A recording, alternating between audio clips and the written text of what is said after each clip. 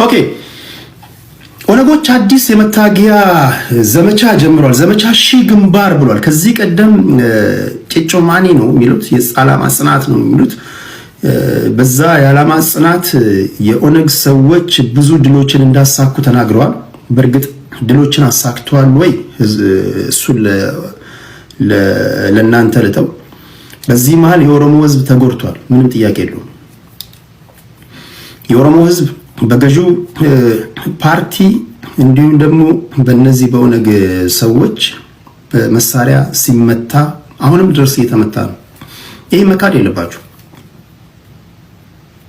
እኔ እንዳልኳችሁ ሐቁን ነው የምናገረው።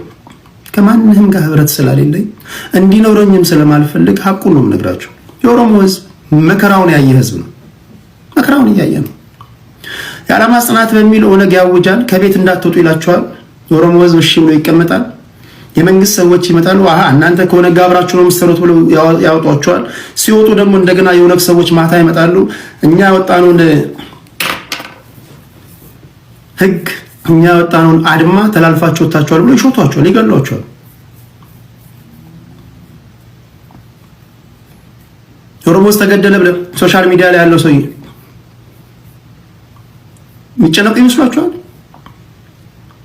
የኦሮሞ ህዝብ ምን ነው እግዚአብሔር የረሳህን ምድሪቱ ምድራዊ ሲኦል ሆነብን እያሉ ሲያለቅሱ ዲቲን ከነዚያው መታወቻው አሁን እነዚህ መታወቻው ዲቲን ካሁን የኦሮሞ ህዝብ ሲሞት ነው ከልባቸው ያዙ ይመስላል። የአማራ ህዝብ ሲሞት፣ የትግራይ ህዝብ በመንግስትም በታጣቂ ቡድንም ሲገደሉ እነዚህ አክቲቪስቶች ከልባቸው ያዝኑ አሉ። ያዝን አለ። ምን ጥያቄ የለው።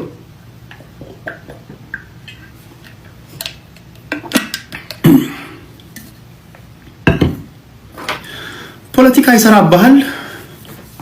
የ30 ደቂቃ ወይ ግማሽ ቀን ወሬ ያቀልጠዋል፣ ይረሳል። ጌም የሚጫወት ወደ ጌሙ ይሄዳል። ነጋዴ ወደ ንግዱ ይሄዳል። በቃ ወደ ስራው ይሄዳሉ። ከዛ ማታ የሆነ ሶሻል ሚዲያ ላይ ይመጣል። ደርሶ የኦሮሞ አዛኝ ይሆንባል፣ የአማራ አዛኝ፣ የትግራይ አም ሶሪ። በዚህ መሃል ትክክለኛ ለወጣችሁበት ማህበረሰብ የምታስበው አላችሁ። አብዛኛው ግን ነጋዴ ነህ። እንደው ለህዝቡ አሳቢ ብሔርተኛ ምናምን ትመስላለች። ተጎጂ ሁልጊዜ ህዝቡ ነው። ልጅ ሲገደልባት ከጠባሳዋ ጋር ከሀዘኗ ጋር ጥቁር እንደለበሰች ማቅ እንደለበሰች የምትቀመጠው እናት ናት፣ አባት ነው። መንግስት የሚጨነቅ ይመስላል? መንግስት ለስልጣኑ ነው። ለምን እስከ 7 ድረስ 7 ትውልድ አትሞትም? ስልጣን ነው። የዛሬ 5 ዓመት ልጇ የተገደለባት እናት ዛሬ እያለቀሰች ነው። አትረሳም። ልጇ ነው የሞተባት። አንተ ግን ትላንት የሞተውን ረስተሃል። ዛሬ የሞተውን ረስተሃል። ስለዚህ ለእንደዚህ አይነት ሰዎች እስከ ዶቃ ማሰሪያቸው ለመንገር ማፈር የለባችሁ። ዘርንኬር the only thing የተጨነቁ ይመስሉት ኢሚዲየት ፋሚሊያቸው ሲገደል ነው። የቅርባቸው ሰው ሲገደል ነው። በተረፈ በእናንተ ሞት ፌመስ ነው የሚሆኑት። በእናንተ ሞት ገንዘብ ነው የሚሰሩት። በእናንተ ሞት ላይፍ ነው የሚኖሩት። ዝነኛ ህይወት ነው የሚኖሩት። ነው የኦሮሞ ህዝብ ምድራዊ ሲኦል ውስጥ ያለ ህዝብ ነው። አብዛኛው በተለይ የኦነግ ታጣቂ ኃይሎች የሚንቀሳቀሱበት ቦታ ላይ ምድራዊ ሲኦል ውስጥ ያለ ህዝብ ነው። በገዢው ፓርቲም ጥይት የሚመታ ነው፣ በታጣቂውም ጥይት የሚመታ ነው። እንዳልኳችሁ አሁን ዘመቻ ሺህ ግንባር ብለው ጀምረዋል። ቀጣይ ህዝቡ ማድረግ ያለበትን ነገር ይናገራሉ። ወይ ከቤት አትወጡ ሊሆን ይችላል። ሹፌሮች ለምሳሌ ሹፌሮች ስንት ሹፌር ነው የሞተው ኢትዮጵያ ውስጥ? ስንት ሹፌር ነው የሞተው? ምክንያቱም እነዚህ ሹፌሮች ከባድ መኪና ሹፌሮች ሲታወጅ ለምሳሌ ከቤት እንዳትወጡ የሚል አድማ ሲታወጅ አያውቁም። አንዱ ክልል አንዱን አቋርጠው ነው የሚሄዱት። ለምሳሌ ወደ ጅቡቲ የሚነዱ አድማ የተጠራበት አካባቢ ላይ ሲያልፉ ለምን ወጣችሁ ተብሎ ይገደላሉ።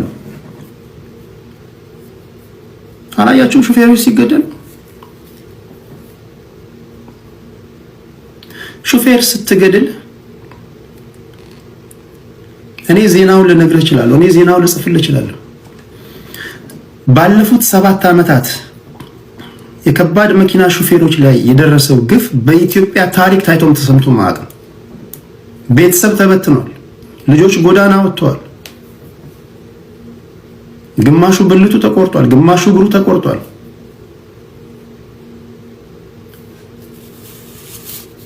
ገበሬው ማረስ አልቻለም። ሲሆን ዲያስፖራው የተሻለ ትንታኔ ማቅረብ ይጠበቅበት ነበር። ዲያስፖራው የተሻለ ማህበረሰቡ ከገባበት ችግር ሊያወጣው የሚችል ትንታኔ ማቅረብ ነበረበት። ምክንያቱም እሳቱ የሌለበት ቦታ ላይ የተቀመጠ ሰው እሳቱ ያለበት ቦታ ላይ ከተቀመጠ ሰው የተሻለ ትንታኔ ማቅረብ ካልቻለ ይሄ ሰውዬ በተፈጥሮ ክፉ ነው ማለት ነው። ኒውዮርክ ተቀምጠ፣ ዲሲ ተቀምጠ፣ ዲላ ካለው ሰውዬ የተሻለ ትንታኔ ማቅረብ ካልቻልክ ያንተ ክፋት ኢምቦርን ነው ማለት ነው። አይደለም እንዴ? ስለዚህ ዘመቻ ሺህ ግንባር የሚል ጀምረዋል። ይሄ 1974 የተመሰረተ የትጥቅ ትግል ነው እንደ አማራጭ አድርጎ የሚንቀሳቀሰው። 3 መሰረታዊ ጥያቄዎች አሉት። ትክክለኛ የኦነግ ደጋፊዎች የኦነግ የመታገያ አጀንዳ ምን እንደሆነ ያውቃሉ። ትክክለኛ ደግሞ ዝም ብሎ ባሉ አሁን ዝም ብሎ የምታዋቸው አሉ። ስለዚህ ከማጋ እንደምታወሩ ማወቅ አለባቸው። አንዳንድ ጊዜ ትክክለኛ የፋኖን ትግል የሚያውቁ የአማራ ልጆች አሉ። ትክክለኛ የትግራይ ህዝብ ጥያቄ፣ ትክክለኛ የህወሓት የመታገያ አጀንዳ ምን እንደሆነ የሚያውቁ አሉ። ትክክለኛ የመንግስትን ፖሊሲ የመንግስትን ዓላማ የሚያውቁ ደጋፊዎች አሉ። ስለዚህ ከማጋ ነው የምታወሩት ነው ማን ነው የሚነግራችሁ እንጂ ሁሉም ዝም ብላውን እዚህ ጋር ባስገባው ዝም ብሎ የሚቀደዳል። ትክክለኛ የኦነግ የመታገያ አጀንዳ 3 ነው እኔ እስከገባኝ ድረስ። የመጀመሪያው ኦሮሚያ ክልል ላይ ያለው ሀብት በኦሮሞ ልጆች መተዳደር አለበት የሚል እምነት አላቸው። ኦሮሚያ ክልል ውስጥ ያለው ሀብት ናቹራል ሪሶርስ መሬትን ጨምሮ፣ ናቹራል ሪሶርስ ሲባል መሬትን ይጨምራል።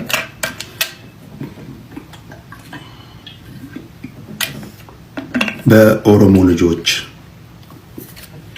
የትግላቸውን አጀንዳ ነው የምነግርህ። አሁን ኦሮሚያ ውስጥ ያለው ሀብት በኦሮሚያ ብሔራዊ ክልላዊ መንግስት ፍቃድ በፌዴራል መንግስቱ እውቅና በህገወጥ መንገድ ሀብቱን እያስተዳደረ አለ ወይ? ማን ነው የኦሮሚያን ሀብት እያስተዳደረ ያለው? መልሱ ለእናንተ። አንደኛ የመታገያ አጀንዳቸው ይሄ ነው። ሁለተኛ ኦሮሚያ ክልል በኦሮሚያ ልጆች መተዳደር አለባት የሚል ነው። አሁን ያለው የኦሮሚያ ክልል በማን ነው የሚተዳደረው? ከነሱ ባላንጣ የሚቆሙ ሰዎች ወይም ደግሞ ሌሎች የሚያነሷቸው ብዙ ጥያቄዎች ናቸው። ሽመልስ አብዲሳ ምንድነው? ጉራጌ ነው?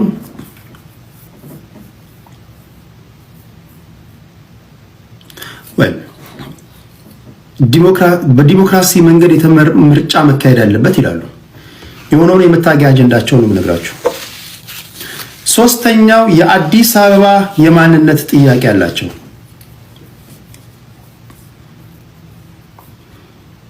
የአዲስ አበባ የባለቤትነት ጥያቄ። እነዚህ 3ቱ የኦነግ ዋና የመታገያ አጀንዳዎች ናቸው እኔ እስከማውቀው ድረስ። የተጨመረ ነገር ካለ ትነግሩኛላችሁ። ከዛ ውጭ ያሉት ያው የብሔር ፖለቲከኞች እንደምታውቋቸው እንደ ሁኔታው እንደ ሙዱ ነው። ከበደ የተባለ ቤት ይገባል፣ ይቆሰቁሱታል። ከዛ በኋላ ደግሞ እንደውም የኛ የመታገያ አጀንዳ እንትንን ጠራርገን ማስወጣት ነው ይላል። አየለ ቤት ይገባሉ፣ ሲሰዳደቡ የሆነ አጀንዳ ከኪሱ ያወጣል። ይሄ ነው እንትናችን ይላል። ሁሉም ብሔርተኛ በደረት ኪሱ ይዞ የሚዞረው የመታገያ አጀንዳ አለው።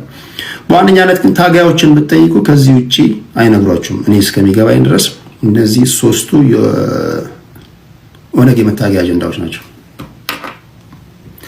እነዚህ 3ቱ ጥያቄዎች ተመልሰዋል ወይስ አልተመለሱም?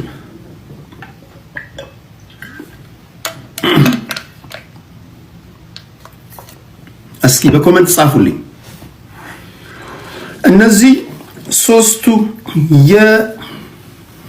ኦኬ ናቹራል ሪሶርስ አለ፣ ሪሶርስ ጉዳይ አለ። ኦሮሚያ ክልል ውስጥ ያለው ሪሶርስ በኦሮሚያ ልጆች መተዳደር አለበት የሚል ነው። ኦሮሚያ ክልል በኦሮሚያ ልጆች መተዳደር አለባት የሚል ነው። ሶስተኛው አዲስ አበባ ጉዳይ ነው። እነዚህ ሶስቱ ተመልሰዋል አልተመለሱም?